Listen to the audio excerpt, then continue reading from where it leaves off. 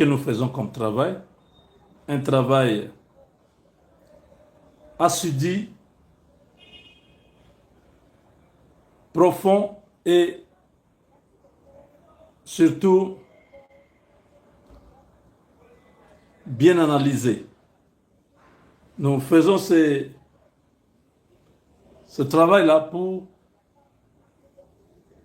que le travail, permettez-moi de dire plusieurs fois le même mot, travail, ce que les autres font ne puisse pas influencer votre conscience ou votre décision. L'ennemi connaissait comment on fonctionnait et il prenait de l'ascendance sur nous en manipulant les éléments. Maintenant que nous connaissons comment ils fonctionnent, nous anticipons chaque fois et nous disons des choses avant que lui ne puisse commencer à déformer les choses. Mes chers amis, les instructeurs américains, je vous ai dit qu'il y a des paramilitaires, ces agences de sécurité et défense sont déjà chez nous.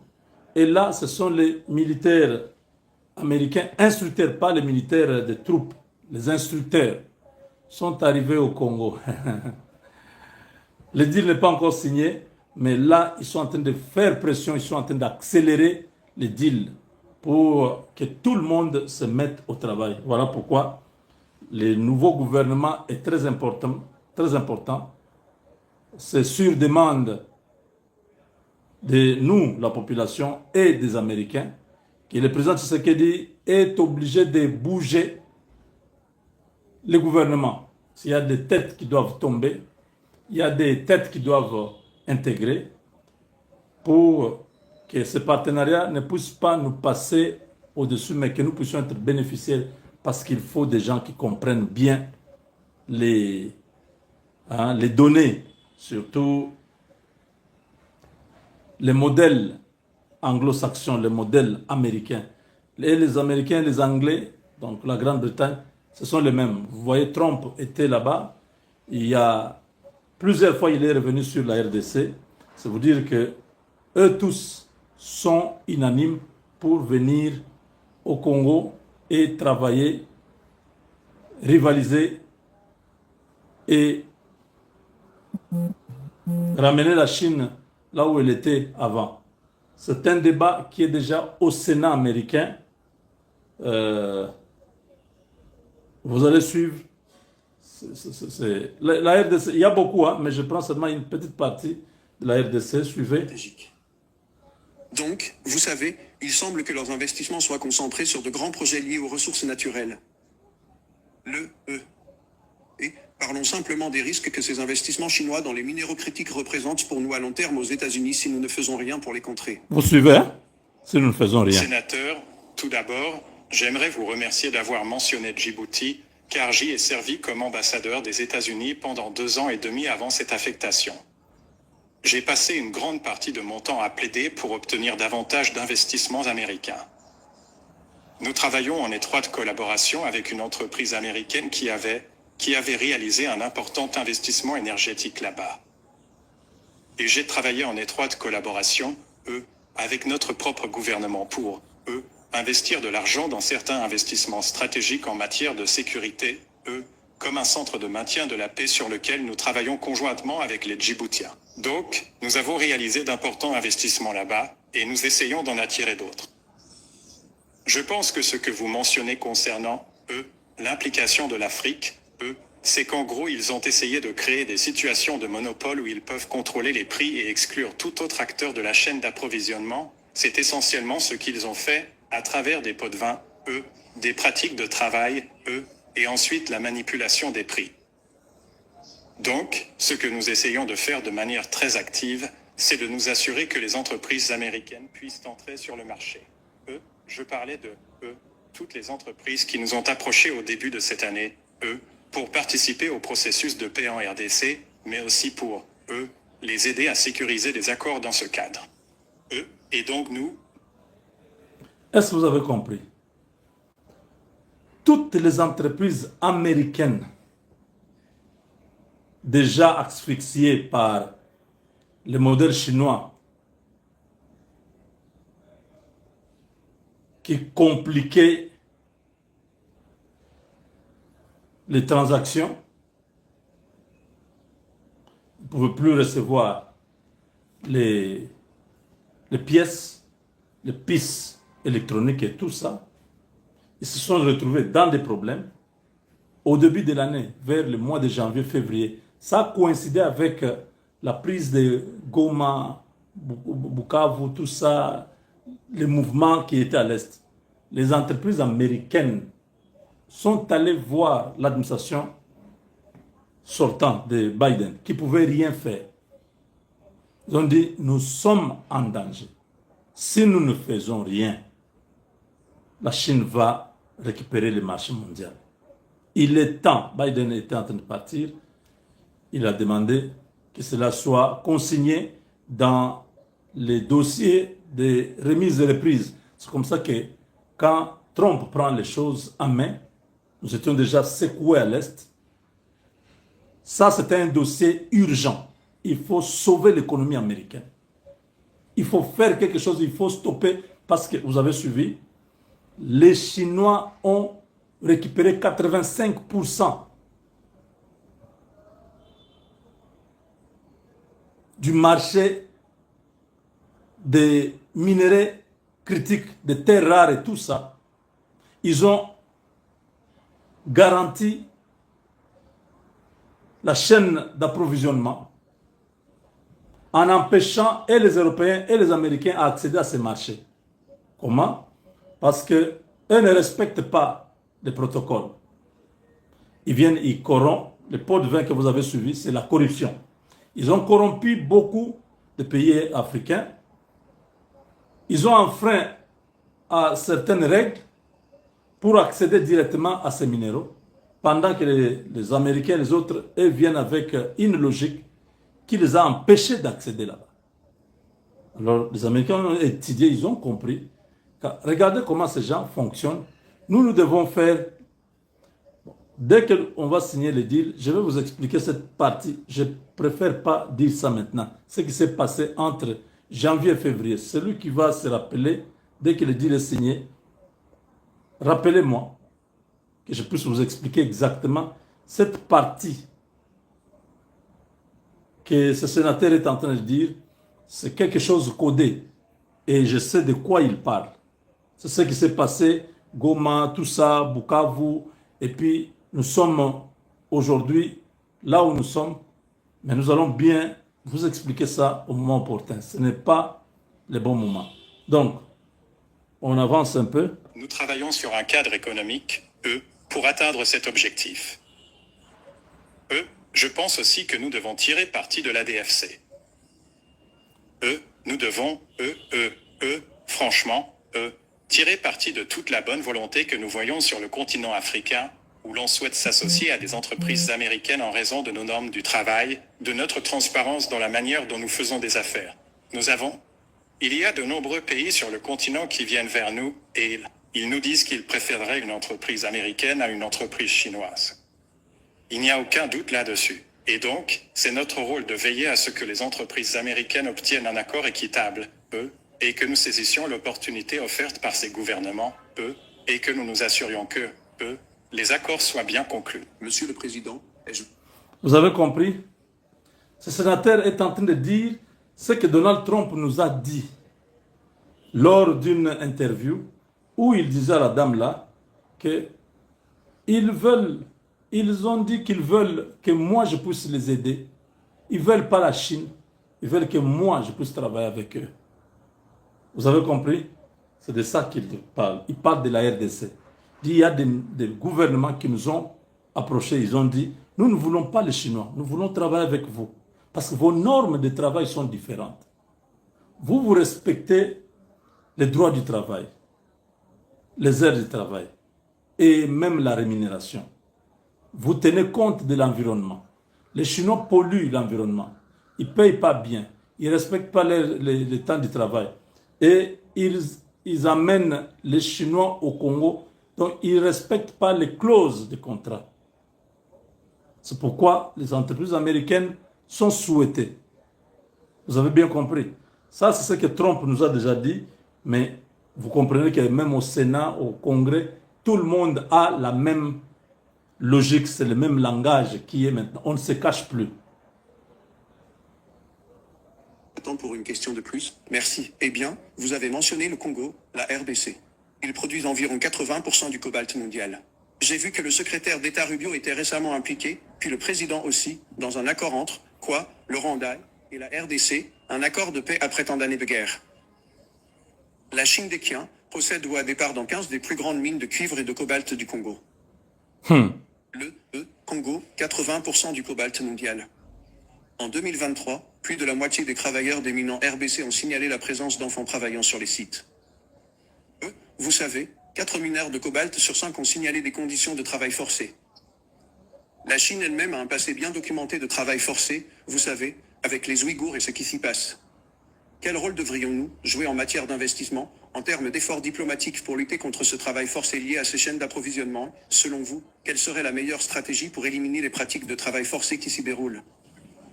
Sénateur, je dirais que la première chose, c'est de sécuriser les accords pour les entreprises américaines et de faire entrer les entreprises américaines dans ces investissements, Bon, ok. y compris dans le cobalt. Il n'y a pas que le cobalt, le lithium. Tchimbouboui. Est-ce que vous voyez, ok, c'est les Américains qui se battent là-bas eux-mêmes déjà pour na. Hey, vous ne comprenez pas la politique. Pourquoi? Quand Trump parle, les gens pensent que non, il est en train de divaguer. Là, c'est le cœur même du gouvernement, le cœur même du pouvoir américain. Le pouvoir législatif. Bangoana. Ils disent quoi? Parce qu'on lui a posé la question. Mais tout ce que vous avez dit là, comment on va faire pour changer la situation? Il dit la première des choses, on doit signer des accords qui garantissent l'investissement des entreprises américaines au Congo. Les entreprises américaines ne peuvent pas venir comme ça, vaille que vaille. C'est ça le deal que Tshisekedi va aller signer. C'est pour protéger l'investissement américain. Au cas où ils perdaient leur argent dans des pays incertains, tout ça, que le gouvernement américain puisse prendre en charge. Vous avez bien compris? Beaucoup de gens ne vont pas dormir aujourd'hui. Est-ce que vous avez compris que le débat n'est plus au niveau seulement de l'administration américaine? C'est dans l'élite politique américaine. Ils se sont rendus compte que la Chine, quelle que soit la gauche ou la droite des États-Unis, il y a une menace sur le pays. La Chine commence à dire, je mets des restrictions sur tel produit, ça ne peut pas aller aux États-Unis. Est-ce qu'on pouvait imaginer il y a 5 ans, 10 ans? Donc la Chine s'est sentie dans une position de force. Pourquoi? Parce qu'il a corrompu des pays africains. Il a pris contrôle de plusieurs mines. C'est ce que vous avez vu, Félix Tshisekedi commencer à freiner l'exportation de nos minéraux. On a bloqué depuis février. Non, nos minéraux ne vont pas sortir. Bon, pourquoi? Non, le prix sur le marché n'est pas bon. Il faut... C'est une stratégie. C'est comme ça qu'on va continuer. Ce ne sont nos minéraux.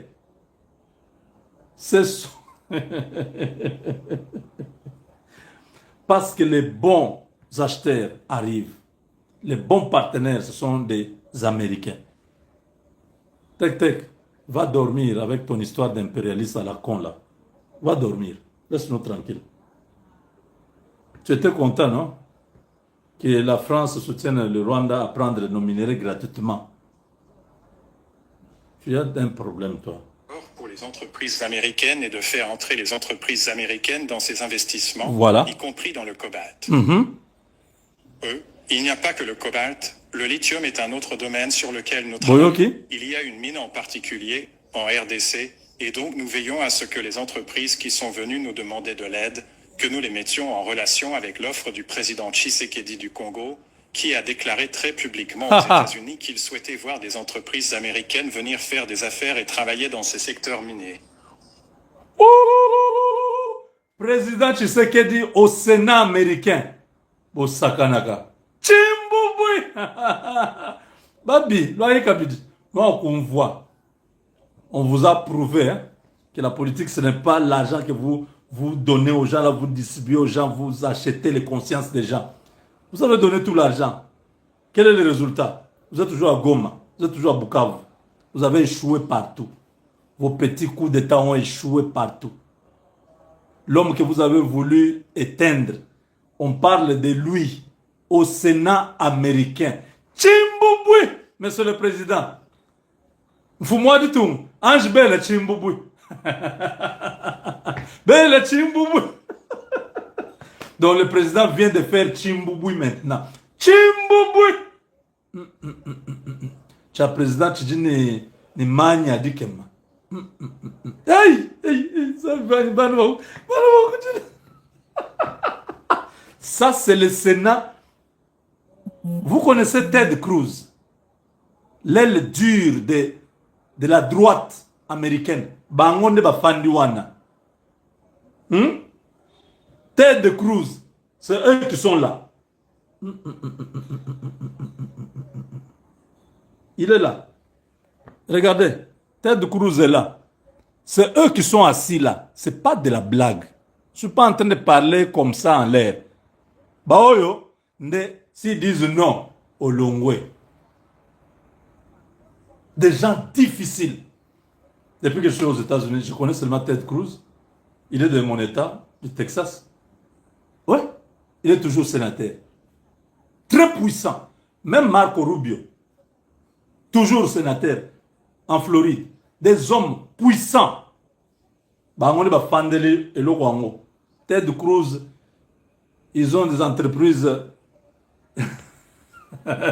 Vous avez suivi le truc de lithium là.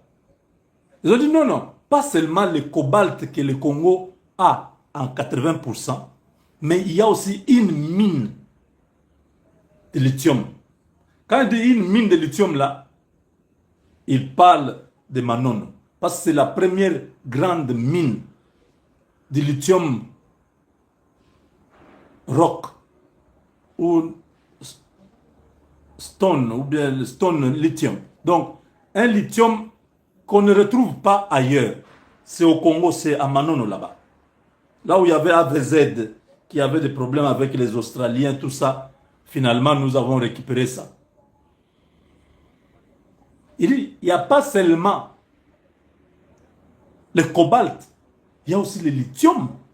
Il y a des entreprises qui sont venues nous voir. Ils parlent de cobalt metal. Est-ce que vous comprenez? Vous prenez toutes mes émissions, tout ce que je vous ai toujours dit dans cette interview, vous avez tout, clairement. C'est comme si je parle avec eux chaque jour, ils m'expliquent, moi je viens vous expliquer. Ici, ce n'est pas qu'eux m'expliquent, parce que moi je vous ai expliqué ces choses avant qu'eux en parlent aujourd'hui. Je connaissais déjà. Félix Tshisekedi a dit à Washington qu'il souhaitait les entreprises américaines chez lui.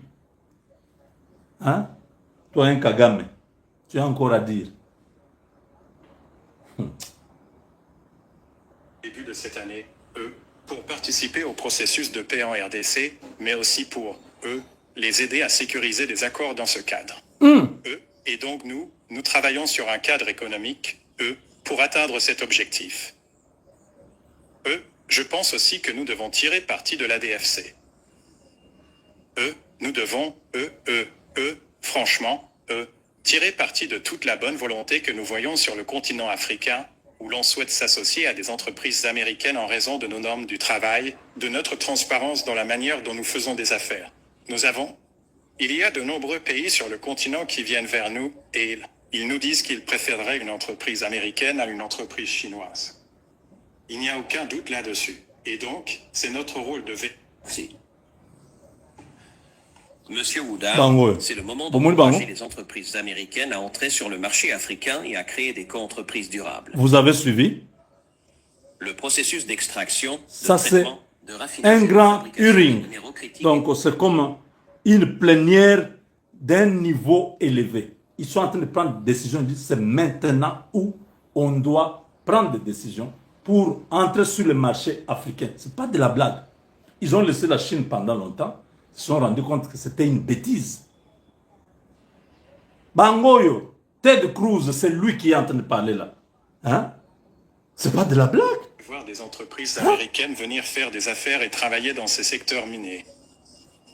Et donc, nous travaillons très activement pour nous assurer que ces accords soient conclus. Merci, Monsieur le Président. Merci. Monsieur Woodard, c'est le moment d'encourager les entreprises américaines à entrer sur le marché africain et à créer des co-entreprises durables. Le processus d'extraction, de traitement, de raffinage et de fabrication des minéraux critiques est complexe. Je rencontre fréquemment des entreprises qui cherchent à établir un lien direct entre l'Afrique et le Texas afin de relocaliser notre chaîne d'approvisionnement en terres rares et, ainsi, couper efficacement la Chine. Ouh. Le Texas peut contribuer à répondre. Vous avez suivi? Quand je vous ai dit qu'il y a des entreprises du Texas qui voulaient prendre... Vous suivez maintenant Ted Cruz vous dire ça, clairement. Nous ben, vous avez bien fait fini.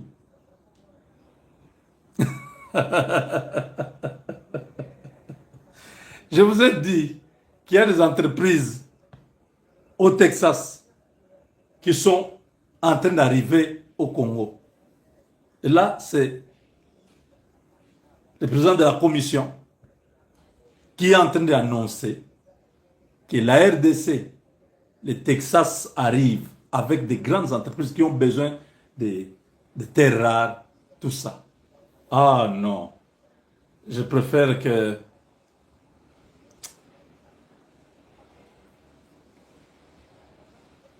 Je préfère pas vous dire certaines choses. Mais, mes chers amis, l'espoir est que maintenant, il n'y a plus de barrières. On pouvait avoir un problème, c'est au Sénat et à la Chambre des représentants. Partout là-bas, ils ont les mêmes discours. Ils sont tous contents, ils sont prêts. Tous les 50 États des États-Unis, chaque État a déjà visé au Congo là où ils vont aller faire quelque chose. Et l'agriculture, et tout ce que vous connaissez.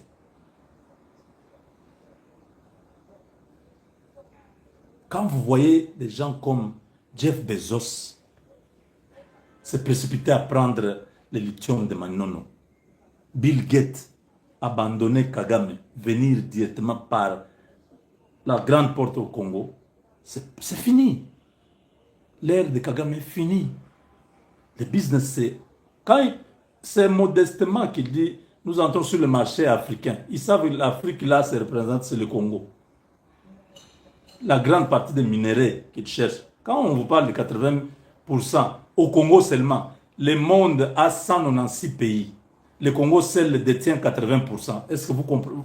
Il y a une proportion. Donc si en Afrique, il y a des pays qui ont le cobalt que nous avons, ça peut être 2% pour toute l'Afrique. L'Asie peut-être 3%. L'Europe, je ne sais pas, 3%. L'Amérique, 5%. Pour faire les 20% là. La RDC seule, pour le monde entier, détient 80%. Est-ce que vous avez Kamakamwana? Ça se dit où? Au Congrès, au Sénat américain. Vous ne mesurez pas certaines choses. Continuez à discuter là comme des petits vilains, des gens qui ont terminé sous les manguiers. Vous ne comprenez pas, certaines choses vous dépassent, on explique des choses, vous continuez à parler comme... Ah... Bidi bien zamwenya ndisanka fumwa ditum o kwa tanzambi bikolo umuleke ditum. Ton Dieu est en train de faire des choses. Ce Dieu là va nous rendre justice. Le monde nous a abandonnés, le monde nous a tourné le dos pendant 31 ans. Aujourd'hui, Dieu est en train de nous rendre justice. Les choses sont en train de basculer, les choses sont en train d'aller dans l'autre sens. Personne ne comprend. Il n'y a aucun Congolais qui est au Sénat là-bas pour aller dire non, il y a un Congolais qui est allé expliquer des choses. Eux-mêmes se sont rendus compte que c'est la RDC qui a rendu la Chine ce qu'elle est aujourd'hui. Que pour Pour changer les choses, il ne faut pas inventer la roue. Il faut faire la même chose que la Chine a fait. Il faut dégager la Chine, récupérer le Congo. Les Chinois se sont rendus compte qu'ils nous ont rendu un mauvais service. Ils ont pillé le pays. Ils n'ont pas voulu sécuriser le pays. Ils ont laissé les Rwandais nous déstabiliser. Maintenant, vous dites, oh non, il fallait que les Chinois aussi restent. Ils vont rester faire quoi? On nous a maltraités, on nous a tués. 20 millions de morts. La Chine n'a jamais dit, ce pays ici m'a rendu riche. Ce pays m'a donné tout. Que je protège ce pays. La Chine n'a jamais fait ça. Et ils viennent seulement, ils prennent, ils partent. Maintenant, pour qu'un Chinois prenne même un carré minier, il faut ajouter l'autre doigt ici. Tous leurs permis d'exploitation sont en train de périmer.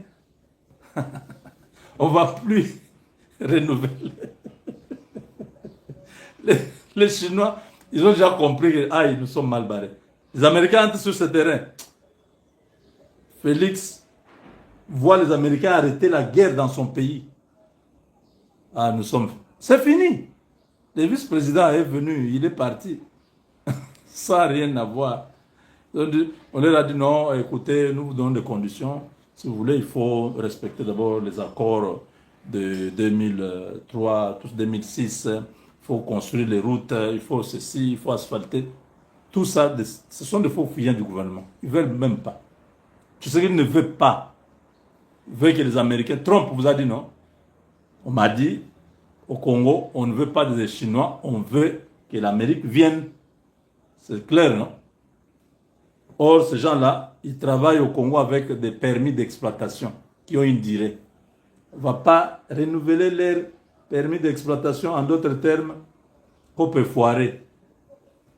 Rentrez chez vous. Ah, les Chinois. Ah, les Chinois. Non, je ne veux pas dire que ceux qui travaillent chez les Chinois commencent à me crucifier. Moi, je n'ai rien. Hein. Je n'ai rien contre les Chinois. Je comprends seulement qu'ils ont mal joué. Maintenant, là, nous, on est sur une opportunité qui nous donne la paix et qui développe le pays. On ne peut pas laisser cette opportunité aller comme ça. Donc, les instructeurs militaires américains sont déjà là. Le travail va commencer. Ça veut dire que le partenariat a déjà commencé, même si les choses ne sont pas encore couchées sur du papier. Ils sont déjà là. Ils prennent déjà le contrôle des choses. Ils révèlent tous les complots qui se préparent dans le pays. Et nous sommes en paix. Voilà. Avec Dieu, nous vaincrons.